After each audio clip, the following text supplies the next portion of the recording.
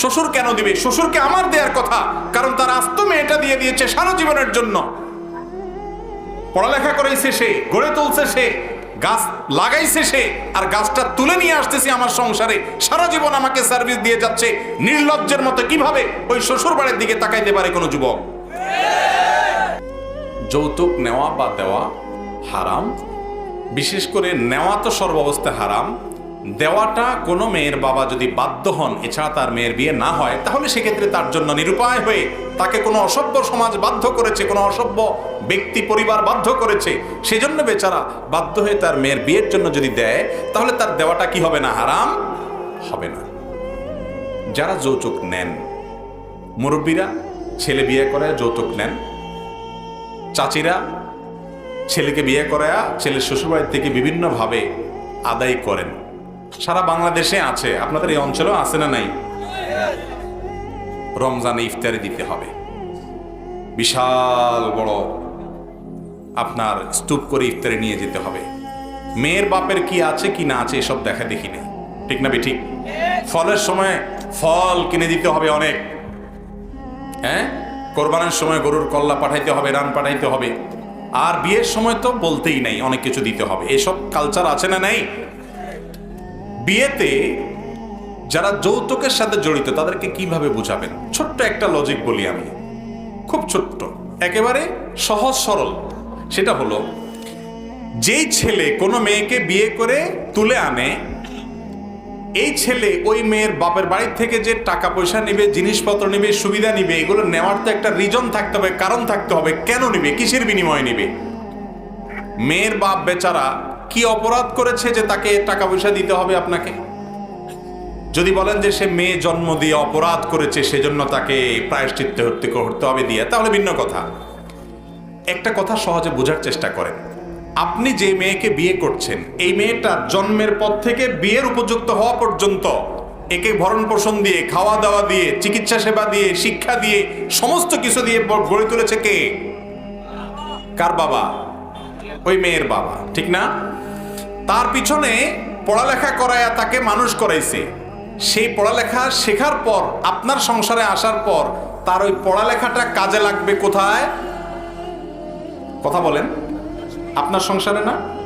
সে পড়ালেখা করে আপনার বাচ্চাদেরকে পড়াবে, আপনার ভাই বোনদেরকে পড়াবে, আপনার হিসাব নিকাশ রাখবে, আপনার এখানে সার্ভিস দিবে। অথচ পড়ালেখা করেছে কে? তার বাপ। সে খাওয়া দাওয়া করে বড় হয়েছে, ভরণ পোষণ করে বড় হয়েছে, কিন্তু সার্ভিস দিবে কোথায়? আপনার সংসারে।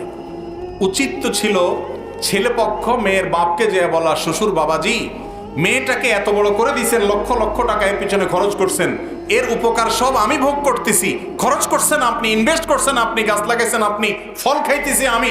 উচিত তো হলো সব হিসাব করে দেওয়া, এ পর্যন্ত যত যা খরচ করছেন আনুমানিক একটা ফিগার দেন, এগুলো আস্তে আস্তে আমি দিয়ে শোধ করব। এটাই না যুক্তির কথা, ঠিক না বেঠিক? সেটা না করে উল্টা বরং ওই বেচারা মেয়ের বাপের কাছ থেকে বিভিন্ন ছলে বলে কৌশলে নির্লজ্জের মতো সেখান থেকে আপনি যৌতুক খাচ্ছেন। এটা ইসলামী শরিয়ার দৃষ্টিকোণ থেকে স্পষ্ট হারাম। কথা বুঝে আসছে ভাই? মুরব্বীরা যারা এগুলো খাচ্ছেন, আপনাদেরকে শয়তান একটা যুক্তি দেয়, আমি জানি। শয়তান কি বলে?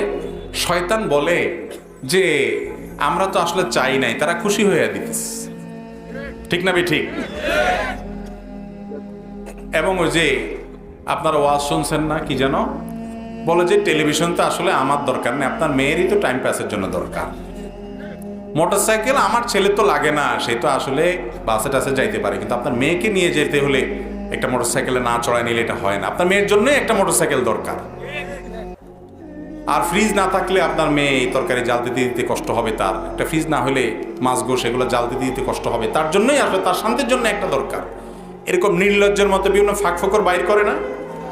ভালো করে শুনে রাখেন, কোন মেয়ের বাপের অঢেল আছে, সে খুশি হয়ে তার অন্য ছেলেকে দিছে, মেয়েকে দিছে, সেটা মেয়েকে দিছে, তার ব্যাপার। কিন্তু কোন মেয়ের বাপ যদি দেয়, খুশি মনেও দেয়, আপনি মানা করলে বলে না ব্যয় সাহেব আমি খুশি হয়ে দিতেছি, ওইটা এই জন্য দিতেছে বেশিরভাগ ক্ষেত্রে যে ওইটা না দিলে তার মেয়েকে আপনার বাড়ির মহিলারা, বিভিন্ন ডাইনিরা, বিভিন্ন ফাসেকারা, বিভিন্ন খারাপ মানুষেরা ওই মেয়েকে খোঁচায়া খোঁচায়া কষ্ট দিবে,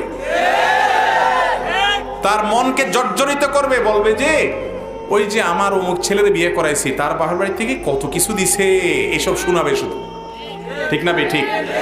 খুব ভালো করে শুনে রাখেন, এটার বিরুদ্ধে আমাদের সমাজে আমাদের সংগ্রামের ঘোষণা দিতে হবে। যুবকরা যারা বিয়ে করেন নাই তারা প্রতিজ্ঞা করেন এই মাহফিলে বসে, আজ আমার বিয়েতে এই অভিশাপ, এ হারাম, এ নির্লজ্জ কাজ, এ বেহায়াপনার কাজ আমি হতে দেব না ইনশাআল্লাহ।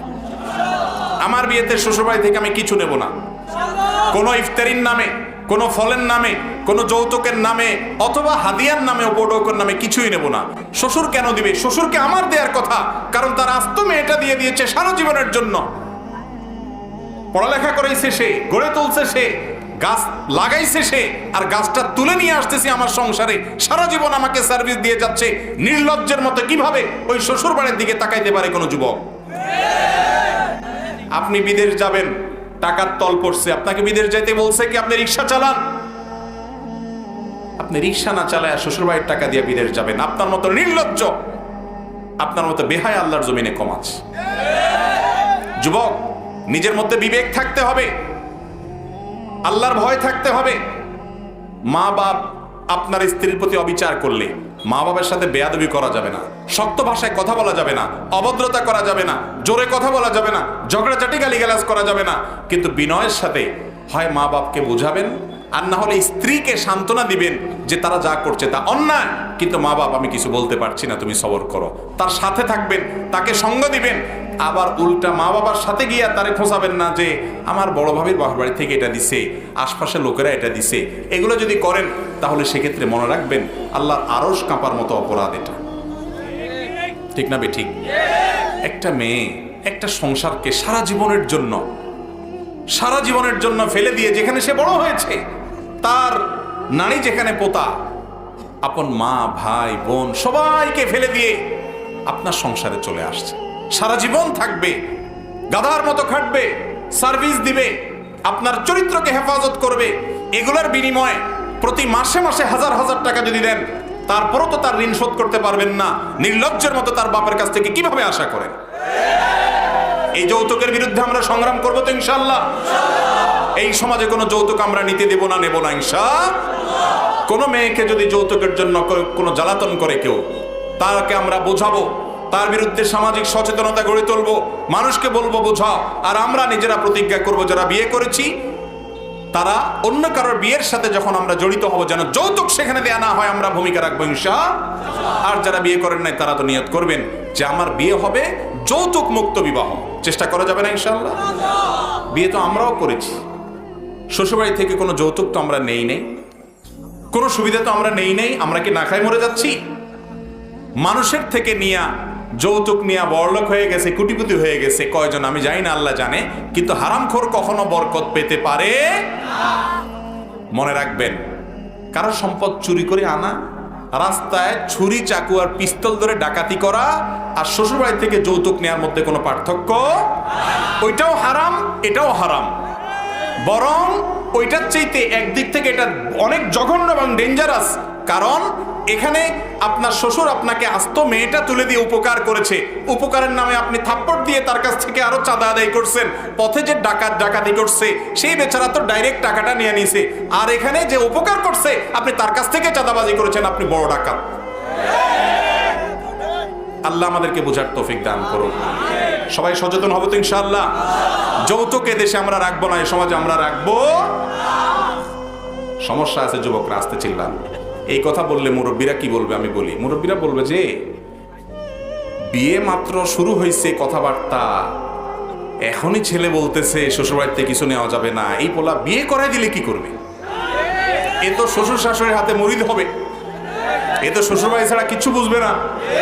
মুরব্বীরা একটু ঝামেলা করবে, আপনার দায়িত্ব হবে তখন বোঝানো, প্রমাণ করা যে না, শ্বশুর শাশুড়ির জায়গায় শালা শালি কখনো আমার ভাই বোনের জায়গা পেতে পারে না, শ্বশুর শাশুড়ি কখনো আমার মা বাপের জায়গা পেতে পারে।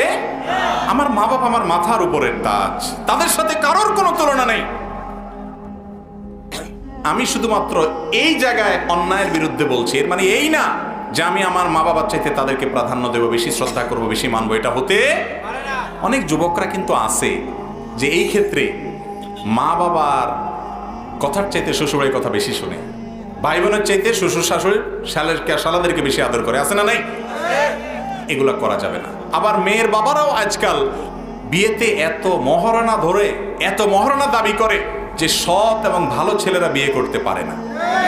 তো সেটা আরেক অবিচার, ওই অবিচারও থামাতে হবে এবং মেয়ের বাবাদেরকে সিদ্ধান্ত নিতে হবে, আমি কি টাকার বস্তা দেখে বিয়ে দিব না একটা ভালো মানুষ দেখে বিয়ে দিব।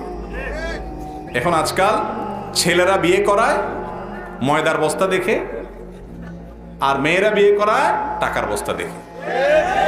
মানুষের সাথে মানুষের বিয়ে খুব কম হয়।